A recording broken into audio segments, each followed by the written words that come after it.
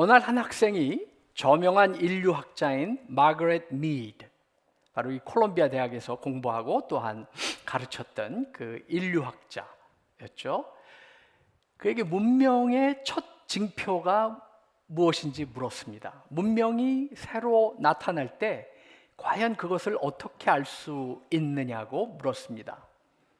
아마 점토, 항아리나 낚시 바늘 같은 도구라는 답을 기대했겠죠. 하지만 이 마거렛 미드의 답은 뜻밖이었습니다. 그의 대답은 치유된 대퇴골, healed femur. 여러분, 우리 다리에 보면 이 넓적다리에 있는 뼈가 있습니다. 그렇죠? 근데 그 뼈가 치유된 상태에 있는 그런 유골을 발견할 때 바로 문명이 시작되었다, 이렇게 이야기를 했습니다. 왜일까요? 여러분, 자연의 세계에서는 다리가 부러지면 그냥 죽습니다.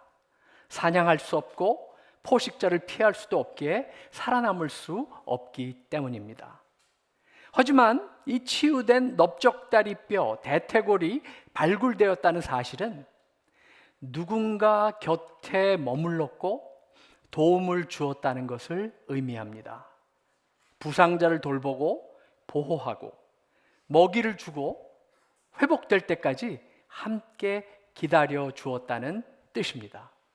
그래서 인류 역사에서 문명의 첫 징표는 어떤 도구나 인간의 지적 능력이 아니라 돌봄과 타인을 향한 연민, 즉 compassion이라고 이 인류학자 마거렛 미드는 주장합니다. 바로 어려움과 고통 속에 있는 타인을 돕고자 하는 마음을 말합니다.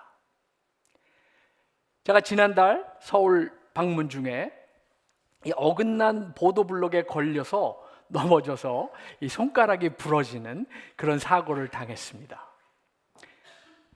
조금 전에 말씀드렸듯이 지난 2주도 이곳에서 설교를 해야 하는데 수술도 하고 치료를 하느라고 오지를 못했습니다.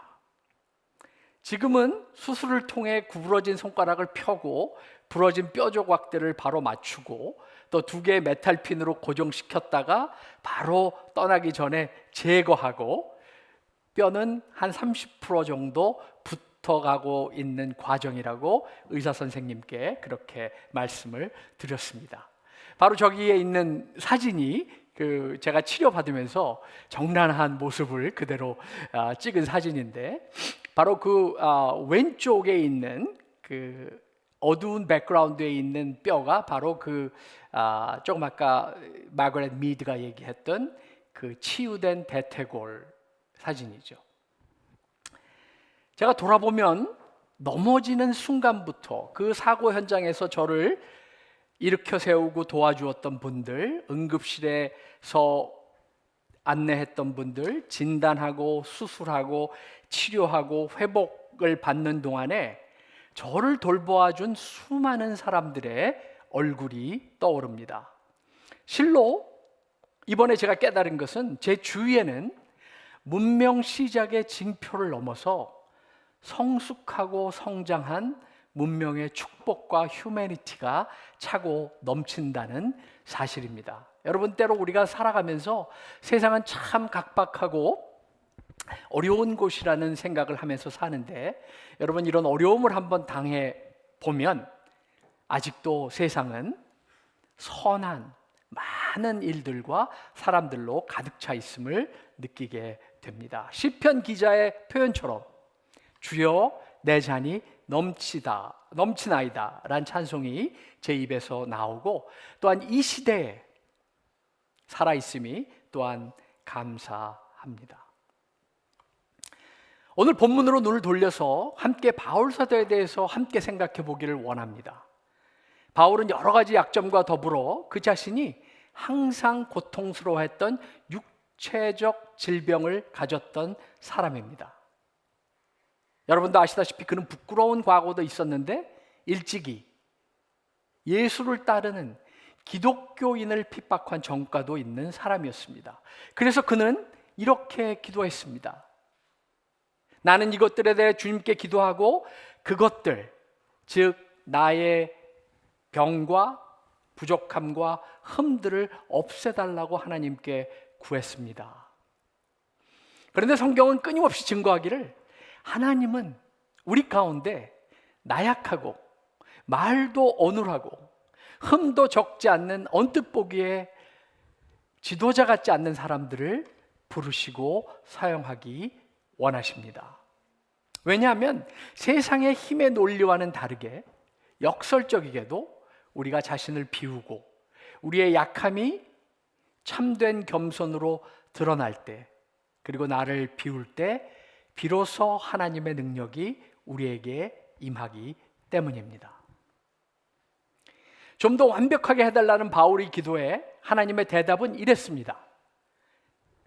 내 은혜가 네게 족하다.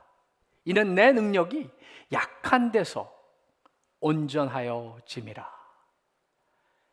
나의 능력이 약한 데서 너를 통해 온전하여 짐이라.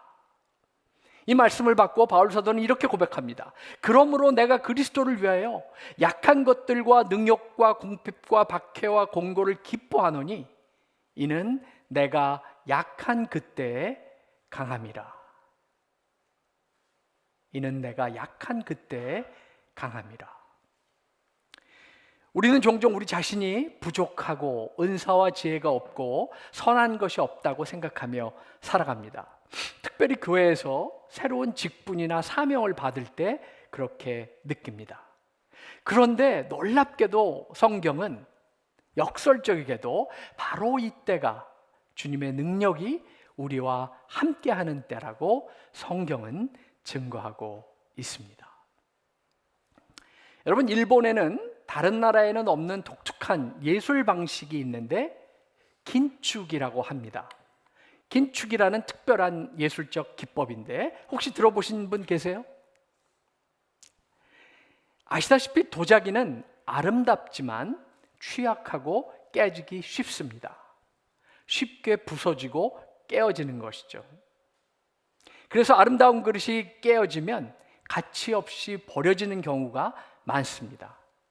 그러나 이 긴축이라고 하는 기술은 깨진 도자기 조각들을 황금빛 터치로 이어붙여 다시 재탄생하게 만드는 예술을 이룹니다. 사실 이 긴축이라고 하는 한자는 지금 화면에서 보시는 대로 긴자는 금을 얘기합니다. 골드를 얘기하죠. 이 쭈라고 하는 것은 사실은 우리 한국어로 발음을 하면 개라고 합니다. 이어간다는, 우리가 보통 뭐 계승, 계주 이럴 때 쓰는 한자를 뜻합니다. 물론 기는 이제 기법을 이야기하는데 이 세 글자의 뜻을 조합해 보면 금으로 잇는 혹은 이어 붙이는 기법이라는 뜻입니다. 네, 화면 넘겨주시죠. 이렇게 깨어진 도자기를 그냥 버리지 아니하고 보통 금을 사용해서 이어붙여서 새로운, 전보다 더 값어치 있는 예술품으로 태어나게 하는 것이죠. 네, 한 번 더. 네. 사랑하는 형제 자매 여러분, 우리 모두는 하나님께서 사랑의 손으로 지으신, 빚어 만든 질그릇입니다. 그리고 각자는 독특하고 아름다운 모습을 갖추고 있고 독특하고 아름다운 가치를 가지고 있습니다. 그러나 그동안 살아오면서 긁히고 부서지고 상처를 입었습니다. 우리는 이런 모습이 가치가 없다고 믿기 때문에 우리가 가진 부서짐과 균일을 남에게 보여주는 것을 너무 두려워합니다. 또 우리 속에 금이 간 것, 상처받은 것이 드러날 때는 평소와 다르게 예능하게 반응하거나 또 성을 내기도 합니다. 그런데 형제자매 여러분, 기억하시기 바랍니다. 하나님은 여러분을 통해서 심지어 여러분의 아픔과 상처와 그 브로큰니스를 통해서 선한 일을 이루시는 분입니다. 하나님은 마음이 상한 자를 고치시고 상처를 싸매어 주십니다. 그리고 당신의 일을 위해 사용하십니다. 마치 이 깨어진 도자기가 다시 금으로 이어진 재탄생한 긴축이처럼 우리의 허물을 숨기는 것이 아니라 우리의 부족함을 통해서 더욱 아름답고 독특한 쓸모있는 그릇으로 새로이 만들어 주시는 것을 믿으시기 바랍니다. 왜 그렇게 하실까요? 하나님은 바로 상처와 아픔을 경험한 사람들을 통해서 다른 사람들에게 치유와 은혜를 줄 수 있다는 것을 아시기 때문입니다.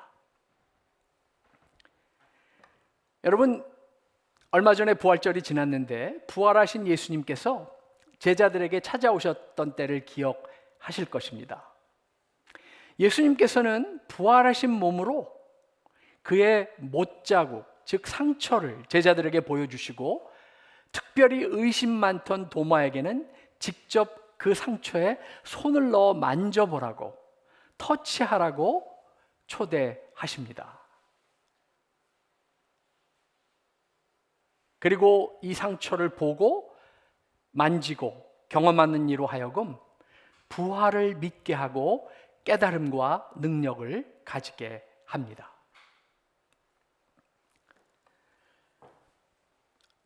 여러분, 제가 이 수술 받은 거나 상처에 대해서 좀 너무 많이 얘기해서 죄송한데 사진 한 번 더 보여주시겠어요? 이게 바로 제 이 손에 들어가 있던 바로 이 핀입니다. 이 뼈를 고정시키는.